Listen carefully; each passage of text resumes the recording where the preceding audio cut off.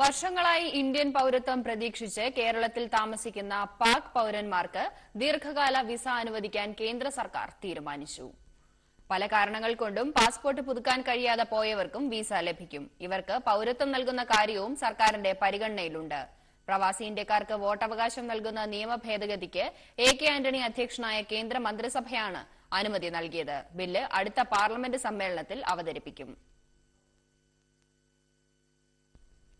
പാക് പൌരന്മാർക്ക് സ്ഥിരം വിസ അനുവദിക്കാനുള്ള സർക്കാരിന്റെ തീരുമാനം മലബാറിന് ഏറെ ആശ്വാസകരമാകും. പാക് പൌരന്മാർക്ക് ഇന്ത്യൻ പൌരത്വം നൽകണമെന്ന ആവശ്യവുമായി വിവിധ സംഘടനകൾ പതിറ്റാണ്ടുകളായി രംഗത്തുണ്ട്. സ്വയം നിൽക്കാൻ പോലും ശേഷിയില്ലാത്തവരാണ് നാടുകടത്തൽ ഭീഷണി നേരിടുന്ന പാക് പൌരന്മാരിൽ ഏറെയും. പലരും കാഴ്ചശക്തിയും ചലനശേഷിയും നഷ്ടപ്പെട്ട പടുവൃദ്ധന്മാരാണ്. പതിറ്റാണ്ടുകൾക്ക് മുമ്പ് ജോലി അന്വേഷിച്ചും കച്ചവടം നടത്താനും പാകിസ്ഥാനിൽ എത്തിയവരാണ് ഏറെപ്പേരും. ഇവരുടെ ഭാര്യയും മക്കളും ബന്ധുക്കളും എല്ലാം കേരളത്തിലുമാണ്. പാക് പൌരത്വത്തിന്റെ പേരിൽ ഇന്ത്യ വിടാൻ പലവട്ടം പോലീസ് ആവശ്യപ്പെട്ടവരാണ് എല്ലാവരും.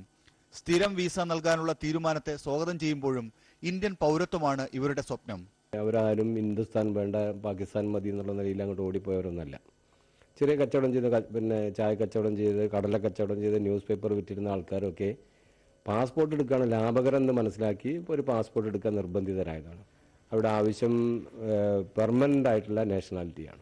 നാടുകടത്തൽ ഭീഷണിക്കിടെ വാർദ്ധക്യം ബാധിച്ച് പലരും നിയമയുദ്ധം അവസാനിപ്പിച്ച് മരണത്തിന് കീഴടങ്ങി. ഇനി പാക് പൌരന്മാരായി സംസ്ഥാനത്ത് ശേഷിക്കുന്നത് 350ഓളം പേരാണ്. ജനിച്ച മണ്ണിൽ ജീവിക്കാൻ അനുമതി ലഭിക്കുന്നത് പാക് പൌരന്മാർക്ക് പുനർജന്മമാവും. മനോരമ ന്യൂസ്, മലപ്പുറം.